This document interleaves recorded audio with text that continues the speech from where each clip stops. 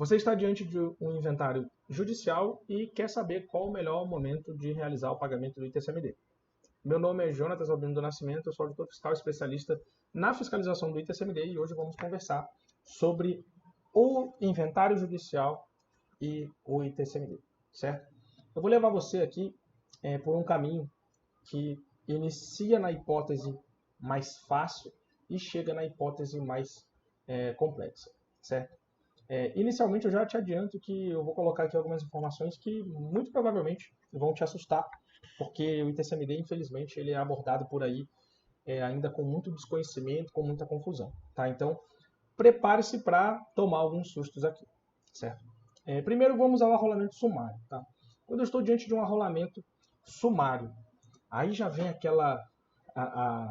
os fogos, né, sobre o tema 1074 do STJ. Não precisa se preocupar com o recolhimento do imposto, só lá depois da homologação da partilha, né? O STJ falou que não precisa trazer ele aos autos, certo?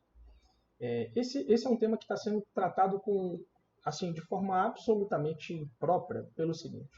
A forma como esse tema tem sido tratado leva o colega a raciocinar que ele não precisa se preocupar com o imposto até que haja a homologação da partilha. Ou até que haja o encerramento do processo, certo? Melhor dizendo. Porque a gente não precisa trazer aos autos nenhuma informação sobre o ITCMD. E isso está totalmente errado, certo? Isso está totalmente errado. Por quê? Jonatas, mas o tema fala que a gente não precisa trazer aos autos. É verdade. Não trazer aos autos, não necessitar trazer aos autos é uma coisa. Não precisar se preocupar até que esse processo transite em julgado é outra coisa totalmente diferente, tá? Porque o que acontece? Acompanha o raciocínio aqui. Quando você abre aí a sua lei, e a gente encontra algumas questões acidentadas pelo seguinte. A lei aí do seu estado, consulte o ano dela, para você ver que ela é de um momento provavelmente anterior à própria existência do rito de arrolamento, tá? Então, a gente tem que tomar determinados cuidados para que aquele postzinho bonitinho da internet que fala para a gente não se preocupar mais, não faça com que a gente jogue o nosso cliente no buraco, tá? Abra sua lei e você muito provavelmente vai achar o seguinte. Nessa hipótese de arrolamento sumário, e muito provavelmente não vai estar escrito lá arrolamento sumário, tá? Vai estar na hipótese, talvez esteja escrito na hipótese de arrolamento, ou na hipótese de homologação judicial da partilha, vai estar alguma coisa nesse sentido. Mas o que você vai achar? Você vai achar o prazo que ele dá para que esse imposto seja pago. E esse prazo pode ser 30, pode ser 60, pode ser 90 dias. Acontece, aqui que mora o perigo. Acontece, o diabo está nos detalhes, não é mesmo? Acontece que muitas vezes o prazo de análise do órgão fazendário ele é maior do que esse prazo aí, certo? E aí o que aconteceu? Você encerrou o processo, dormiu em berço esplêndido, e aí deixou aí passar 30, 60 dias, né? E aí, em algum momento, ou muito depois disso, você foi atrás desse imposto. Espero, honestamente, que você não esteja nessa situação. E aí descobriu que esse prazo ele é 30, 60, 90 dias depois da partilha. E agora? Agora o seu cliente ou já está tomando prejuízo ou está prestes a tomar prejuízo. Por quê? Porque aquele postzinho lá, que não estava preocupado em te informar, estava preocupado só em caçar cliques, né? Ele trouxe para você que no caso do arrolamento sumário não precisa se preocupar com nada, né? E pior do que isso, existem interpretações piores ainda, né? Que no caso do arrolamento sumário você não precisa fazer nada, porque lá no Código de Processo Civil está escrito lançamento administrativo, então significa que eu não preciso fazer nada, que o fiscal vai fazer isso para mim em algum momento, né? Essa sem dúvida assim, é uma interpretação bem criativa, né? E com potencial danoso bem interessante, tá? Então, em resumo, agora eu vou te dar a receita do bolo para o arrolamento sumário. A correlação do imposto com o rito específico. Em resumo, você vai raciocinar da seguinte maneira. Estou diante de um arrolamento sumário, primeira coisa, eu preciso saber o prazo. Primeira coisa, eu preciso abrir a lei do meu estado e preciso saber de quanto tempo a gente está falando depois da homologação dessa partilha. certo? Ah, Jonatas, meu cliente não tem dinheiro e tal, aí começam a surgir outras situações, certo? Mas você só vai conseguir traçar o melhor plano se você tiver informação. Não adianta, não, é que isso, que aquilo. Se você não tem informação, não adianta se o seu quadro é favorável ou se ele é desfavorável. Você vai estar chutando o que fazer com o caso que está diante de você. Certo? Então, primeira coisa, ir lá na lei e descobrir o que está escrito lá em relação ao prazo para essa minha hipótese de arrolamento sumário. Segunda coisa, que também é bastante importante, eu saber, procurar me informar. Isso pode acontecer de repente com algum colega que já fez inventário recentemente aqui na minha região. Isso pode acontecer, às vezes eu ligando, mandando um e-mail, buscando essa informação de forma miúda. Às vezes não, essa informação que eu vou dar para vocês não está escrito em lugar nenhum. Buscando saber quanto tempo em média está durando esse processo administrativo, certo? E eu me refiro aqui a uma análise só. Por quê?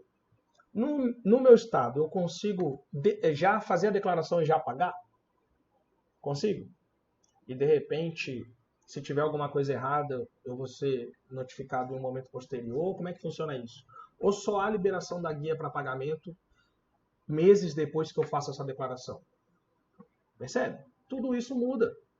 Tudo isso muda a melhor forma de agir.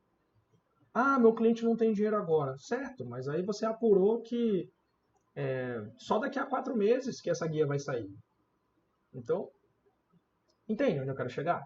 Então você precisa ter informações, precisa estar calcada em informações, para que você tome a melhor decisão. E aqui eu coloco uma informação que se aplica a todos os a tudo que vai ser colocado aqui nesse vídeo e tudo que você encontrar aqui nesse canal, que é o seguinte: muito cuidado com as informações gerais, com as regras simples em termos de TCMD. Geralmente, elas vão levar alguns colegas para o buraco, porque se eu monto uma regra, cada estado tem a sua legislação. Aí eu monto uma regra geral, vendo isso aí como a tábua de salvação, e vários colegas aplicam. E aí? Para alguns vai funcionar, e para outros não. Não é verdade? Porque eu fiz com base na minha realidade, com base na minha legislação. Então, cuidado.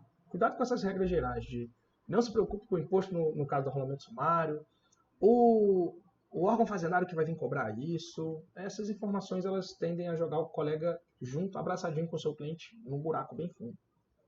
Tá?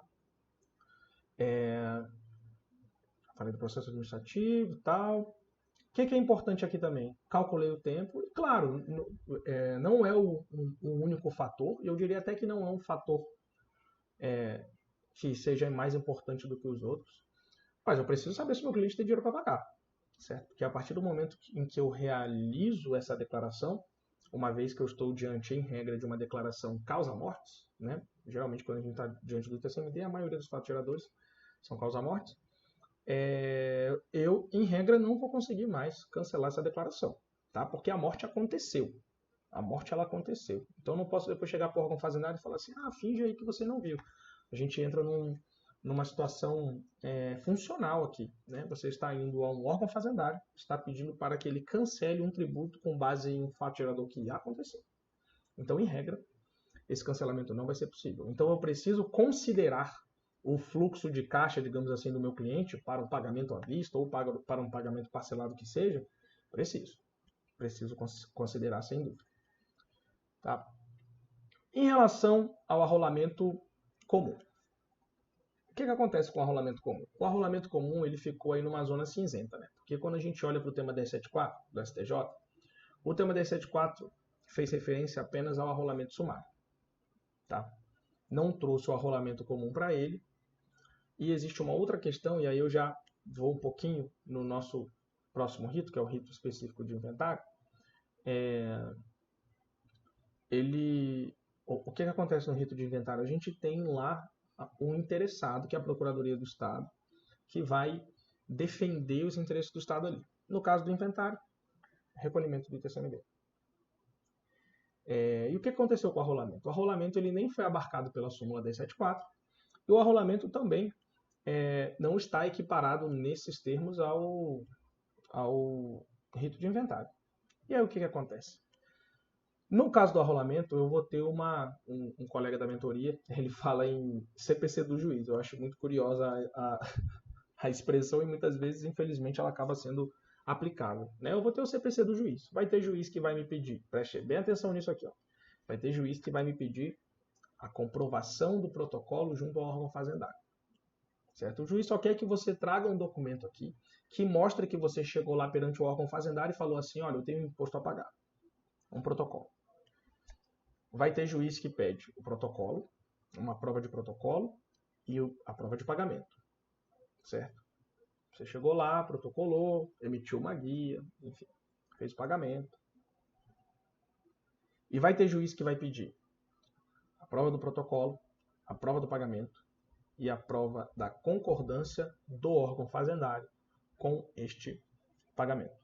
Até porque eu posso declarar, se o sistema ele já, digamos assim, emite a guia automaticamente, o que acontece em muitos sistemas pelo país, eu vou realizar essa declaração, vou realizar esse pagamento, e ele pode estar totalmente errado. Né? E aqui eu já aproveito para enterrar a pergunta de que é a seguinte. Ah, Jonas, os sistemas que emitem a guia para pagamento só emite a guia se a declaração estiver certa? De forma alguma. De forma alguma. Tá? De forma alguma.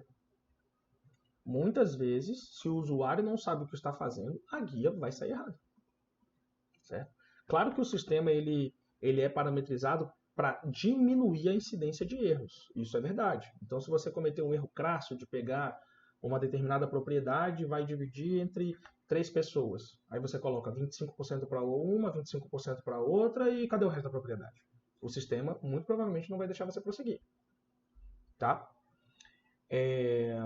Mas não podemos ter essa convicção de que a guia só vai ser emitida quando tiver tudo certo. Né?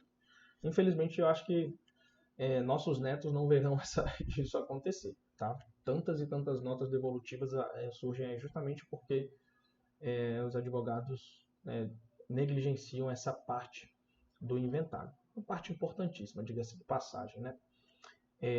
Então, no arrolamento, a gente pode ter essa variação que eu coloquei aqui. O juiz pedir só a prova de protocolo, o juiz pedir a prova de protocolo e a prova de pagamento, ou o juiz pedir a prova de protocolo, a prova de pagamento e a prova de concordância. Essa concordância aqui ela vai variar, vai ser um documento que vai variar de acordo com o estado, o nome dele, certidão de homologação, certidão de desoneração, às vezes é até um despacho que não tem um título ali, um nome para aquilo ali.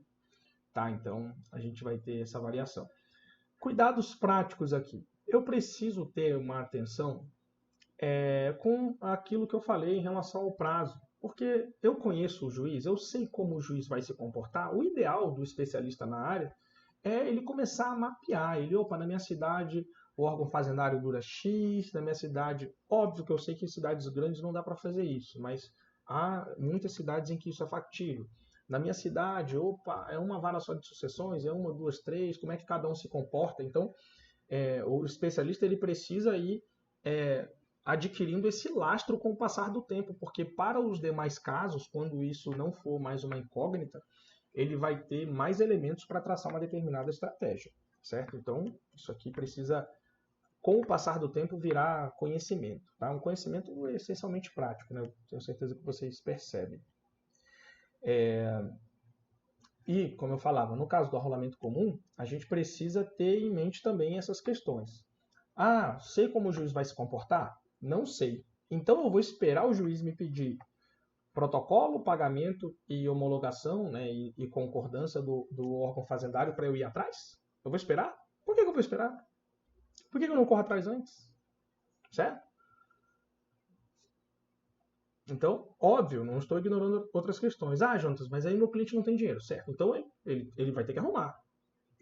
Ou ele descobriu agora que para fazer inventário precisa pagar imposto. Certo?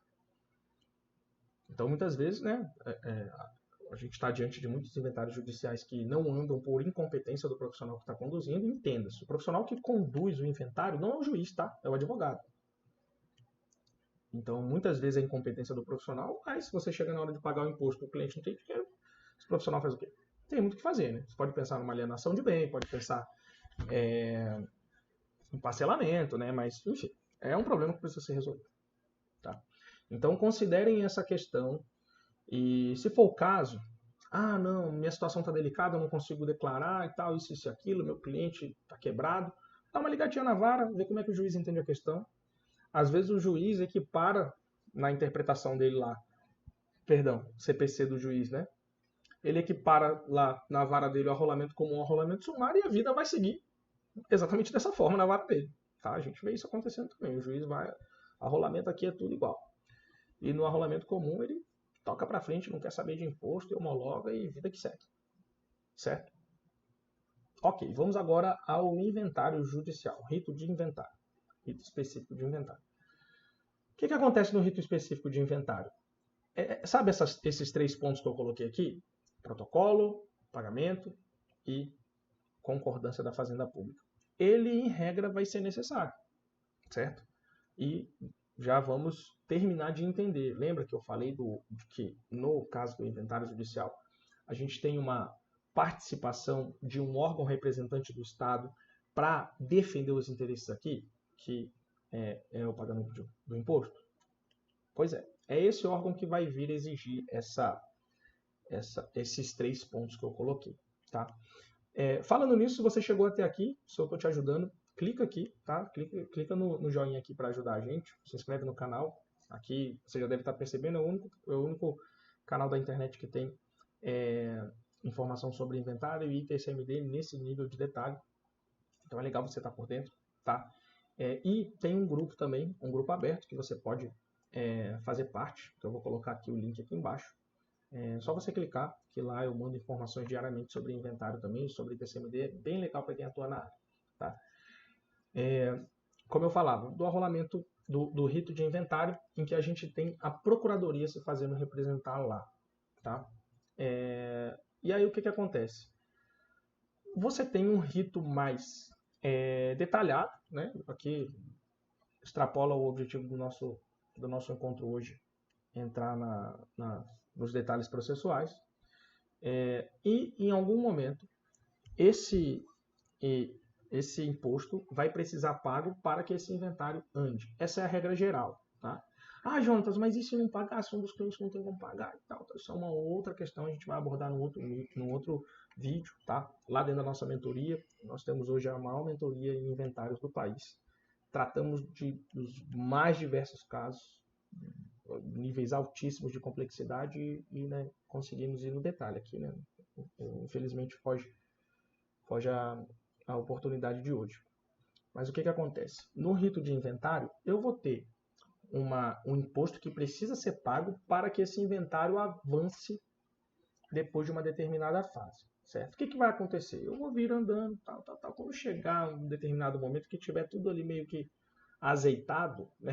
Vamos considerar que é uma partilha já conhecida, digamos assim, o juiz vai informar que para que aconteça a homologação dessa partilha, o imposto precisa ser pago e ele vai solicitar a manifestação desse órgão fazendário, dessa fazenda pública que está participando ali. Geralmente o nome desse órgão é Procuradoria do Estado, tá? O órgão que defende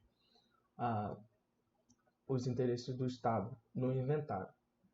E aí a gente chega, como passamos pelo arrolamento sumário, como passamos pelo arrolamento comum, chegamos aqui no inventário e a questão é similar.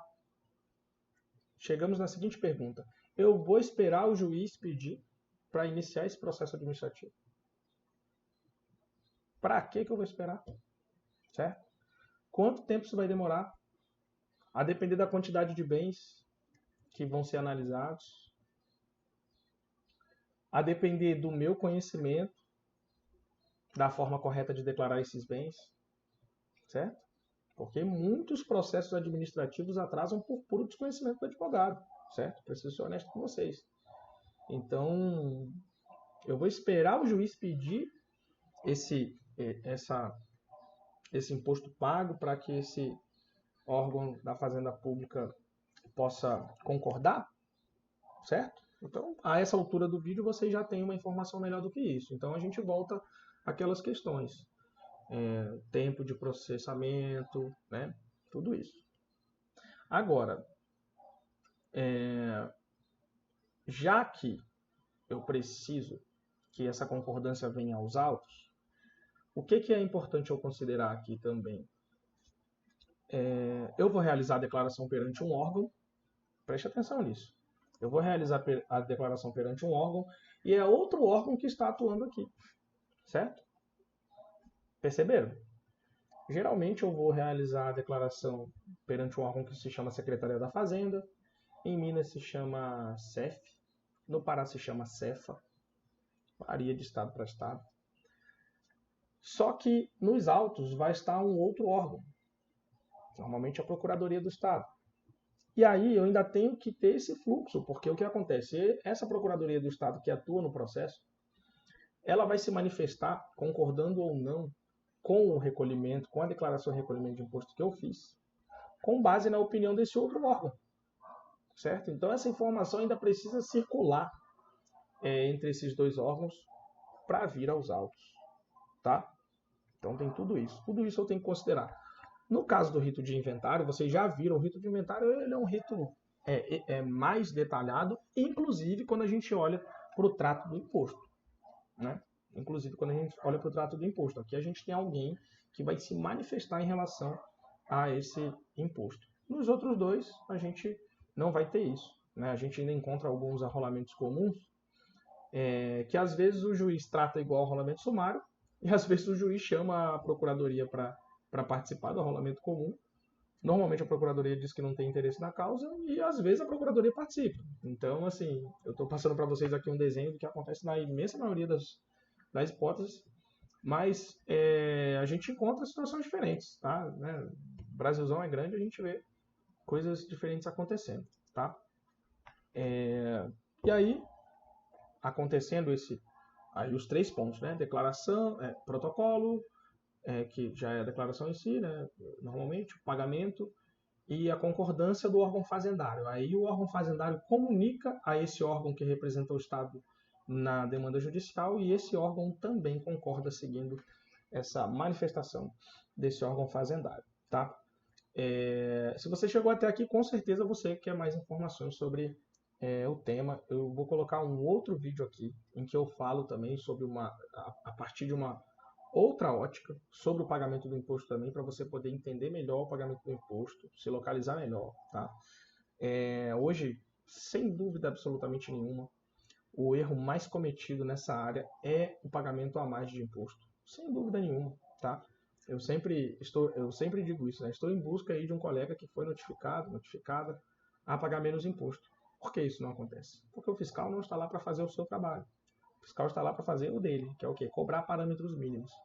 Pagar o mínimo de imposto obedecendo à lei é o seu trabalho. O seu cliente te contratou para isso, tá? O fiscal não vai fazer isso para você, tá? Se ficou alguma dúvida sobre esse vídeo, comenta aqui, tá? Pra gente poder conversar. Eu trago informações aqui que eu colho tanto, né, da minha vida profissional, em que eu já passo aí dos 4.000 casos, e hoje também somos a maior mentoria em inventários do país, contando com mais de 100 colegas ativos, e acaba que a gente tem contato com casos espalhados pelo Brasil inteiro, com múltiplos níveis de dificuldade, a gente vê bastante coisa, então a gente consegue ajudar os colegas nas suas trajetórias, tá?